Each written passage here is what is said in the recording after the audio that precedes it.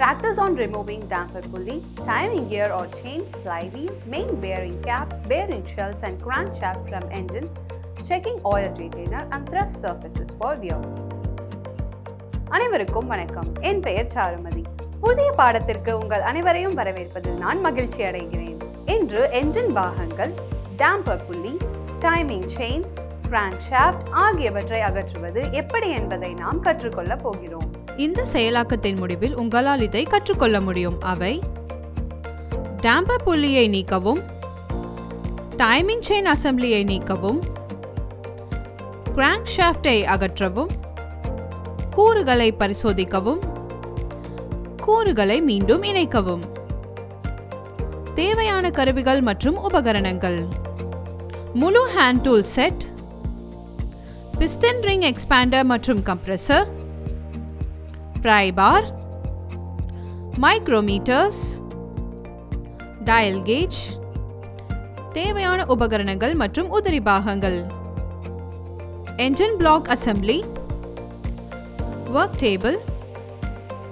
தேவையான பொருட்கள்: lubricating oil, பனியன் துணி, புதிய பேரிங்கள், முழு கேஸ்கெட் கிட். இப்போது செயல்முறைப்படி டீசல் என்ஜினை OHC அகற்றுவதை நான் நிரூபிக்கப் போகிறேன்.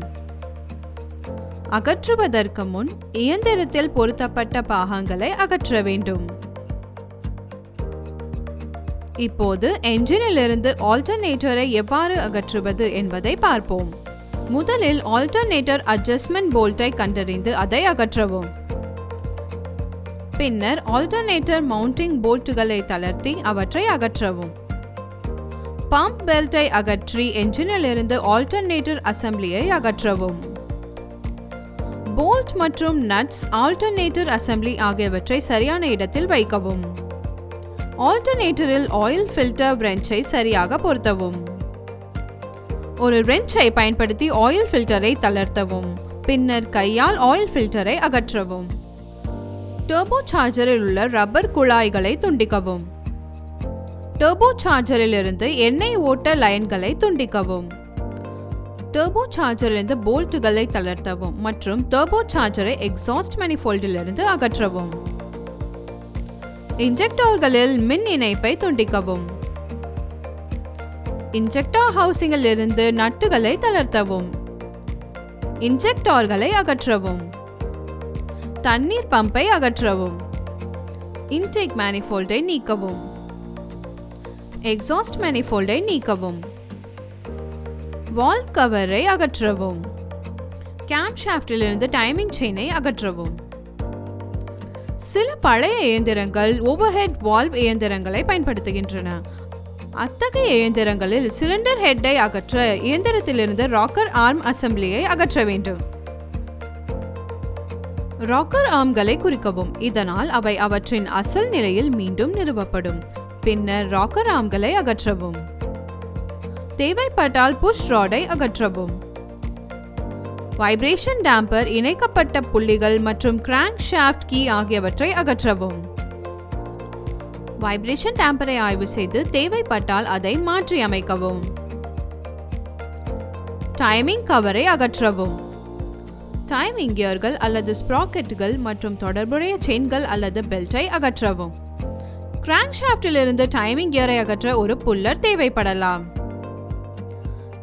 இயந்திர எண்ணெய் பேனை அணுக ஸ்டாண்டில் என்ஜினை சுழற்றுங்கள். இயந்திர எண்ணெய் பேனை அகற்றவும். எண்ணெய் பம்பை அகற்றி இயக்கவும். பிளாக்கில் கேம்ஷாஃப்ட் நிறுவப்பட்டிருந்தால் அதை அகற்றவும். சிலிண்டர் தலையை அகற்றவும். சிலிண்டர் ஹெட் அணுகலை பெற ஸ்டாண்டில் என்ஜினை சுழற்றுங்கள். சிலிண்டர் தலையில் போல்ட்டுகளை தளர்த்தி அகற்றவும்.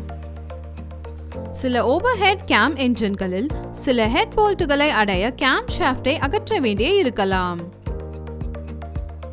கேஸ்கெட்டை அவிழ்க்க தலை மற்றும் பிளாக் இடையே மெதுவாக அசைக்கவும். பின்னர் தலையை அகற்றவும். பிஸ்டனை அகற்றவும். பிஸ்டனை அதன் சிலிண்டரின் அடிப்பகுதியிலிருந்து அகற்றுவதற்கு ஒரு பிரேக்கர் பார் மற்றும் சாக்கெட் மூலம் கிராங்க்ஷாஃப்டை திருப்பவும். கனெக்டிங் ராடை அணுகுவதற்கு என்ஜின் ஸ்டாண்டில் சுழற்றுங்கள். ராட் கேப் மற்றும் ராட் எண்ணிடப்பட்டுள்ளதா என சரிபார்க்கவும். ராடுகள் மற்றும் கேப்புகள் எண்ணிடப்படாவிட்டால் அவற்றை ஒரு பஞ்ச் மற்றும் சுத்தியலால் குறிக்கவும் அல்லது முடிந்தால் நம்பர் பஞ்சால் செய்யவும். ராட் மற்றும் கேப்புகளில் குறிக்கவும். இதனால் கேப் அசல் நிலையில் மீண்டும் நிறுவ முடியும். கனெக்டிங் ராடில் கனெக்டிங் கேப்பை வைத்திருக்கும் நட்டுகளை தளர்த்தி அகற்றவும். கனெக்டிங் ராட் கேப்பை அகற்றவும். பிஸ்டன் ஹெட்டை மீண்டும் நிறுவும் போது எந்த திசையை எதிர்கொள்ள வேண்டும் என்பதை குறிக்க ஒரு குறி உள்ளதா என்பதை சரிபார்க்கவும். குறி இல்லை என்றால் இயந்திரத்தின் முன்பக்கத்தை குறிக்க கனெக்டிங் ராட் கம்பியை குறிக்கவும். மீண்டும் நிறுவும் போது பிஸ்டன்கள் அசல் திசையை எதிர்கொள்ள வேண்டும். பிஸ்டனை அகற்றுவதற்கு கடினமாக இருந்தால் கனெக்டிங் ராடை பிளாக்கின் மேல் நோக்கி தள்ளுவதன் மூலம் பிஸ்டனை சிலிண்டருக்கு வெளியே தள்ளவும். பிளாஸ்டிக் ஃபேஸ்ட் ஹேமர் அல்லது மர பிளாக்கை கொண்டு கனெக்டிங் ராடை லேசாக தட்டவும். அனைத்து பிஸ்டன்களையும் அகற்றவும். அனைத்து பிஸ்டன்களையும் மீண்டும் இணைக்கும் வகையில் வைக்கவும். பிஸ்டன்களை ஸ்கப் செய்யப்பட்ட அல்லது கீறப்பட்ட ஓரங்கள், ரிங் க்ரூ மற்றும் க்ரூவின் மேலெழும்பின பகுதிகள், சேதம், பிஸ்டன் தலையில் சேதம் மற்றும் பிஸ்டன் பின் துளைகள் ஆகியவற்றை பரிசோதிக்கவும். கிராங்க்ஷாஃப்டை அகற்றவும். கிராங்க்ஷாஃப்ட் மெயின் பேரிங் கேப்களை குறிக்கவும். இதனால் அவை அதே நிலை மற்றும் திசையில் மீண்டும் நிறுவப்படும். மெயின் பேரிங் கேப் ஃபாஸ்டனர்களை தளர்த்தவும் மற்றும் அகற்றவும். தொகுதியில் இருந்து மெயின் பேரிங் கேப்களை அகற்றவும். என்ஜின் பிளாக்கில் இருந்து கிராங்க்ஷாஃப்டை உயர்த்தவும். அதன் நிலைக்கு மெயின் மற்றும் கனெக்டிங் ராட் பேரிங்களை சரிபார்க்கவும். லூப்ரிகேஷன் இல்லாததால் ஏதேனும் அழுக்கு, மார்க்குகள் அல்லது சேதம் உள்ளதா என சரிபார்க்கவும். அப்படியானால் பேரிங்களை புதிதாக மாற்றவும். லூப்ரிகேஷன் இல்லாததால் பேரிங் சேதமடைந்ததாக வைத்துக் கொள்வோம். பின்னர் கிராங்க்ஷாஃப்ட் மற்றும் கேலரியில் உள்ள எண்ணெய் துளைகளில் ஏதேனும் அடைப்பு உள்ளதா என சரிபார்க்கவும். ஒரு பிரஷ் மூலம் எண்ணெய் பேசேஜ்களை சுத்தம் செய்யவும். சுத்தம் செய்த பிறகு கிராங்க்ஷாஃப்ட் பேரிங் மற்றும் ஜன்னல்களுக்கான தேய்மானங்களை சரிபார்த்து இறுதியில் இயக்கவும். இயந்திரத்தில் கிராங்க்ஷாஃப்டை மீண்டும் இணைக்கவும். டைமிங் செயினை மீண்டும் பொருத்தி மூடி வைக்கவும். டேம்பர் புள்ளியை மீண்டும் பொருத்தவும்.